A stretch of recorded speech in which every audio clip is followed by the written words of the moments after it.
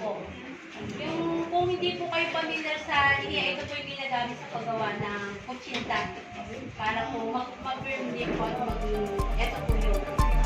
So, mura lang naman po yung sa palengke mo bibili.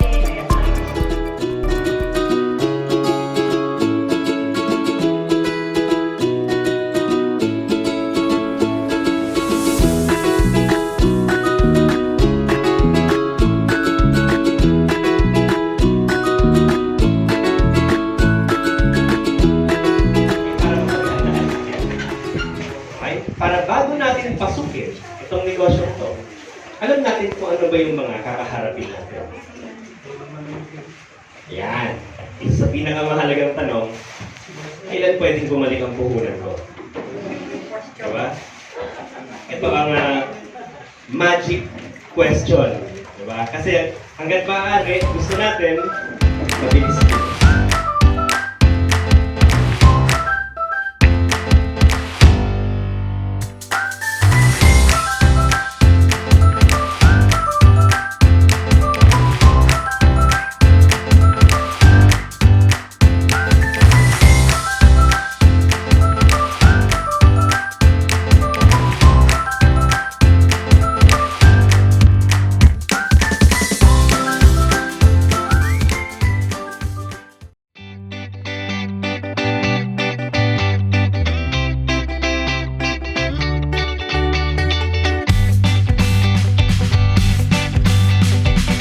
O ito, ganito matagal dapat magugat ng kamay. Sulat na dyan, 20 seconds, okay? O ito daw. Kailan daw dapat tayo naghuhugas ng kamay? Sige na, dito ako sa harapan. Ate, kailan ka naghuhugas ng kamay? Ayun, before and after eating. Step 3, between fingers o pagitan ng mga daliri. O, yan, very good. Number 4, back of fingers, likod ng mga daliri. Number 5, thumb. O yung mga hinlalaki, kailangan kinukuskus din natin yan. At syempre yung ating fingertips, yung mga dulo ng ating mga daliri o kuko, no? Ay basahin, ang sabon ay kunin, kuskus. Happy birthday,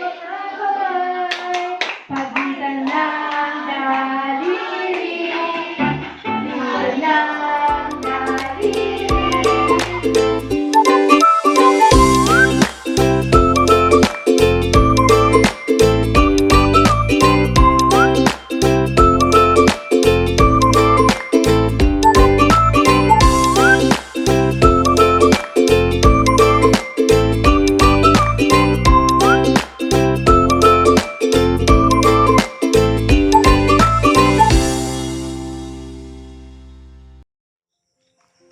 Morning everyone, and balik tayo dito sa CY para sa another installation ng CY River Alaminos Biopark.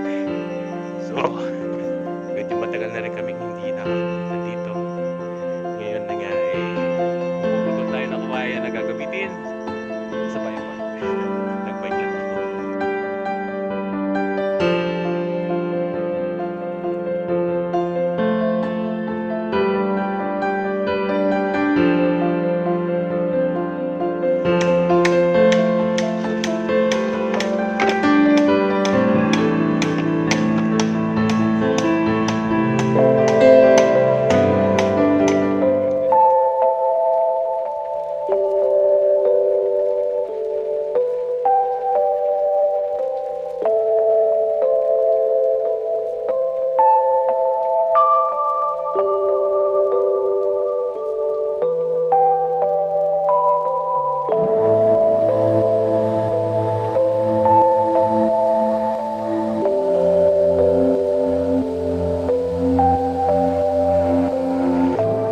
Tubig after ng isang buwan namin pag-install ng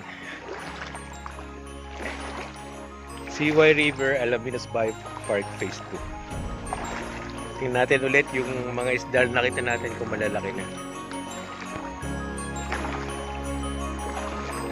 Parang ang laki ng inilinaw ng tubig.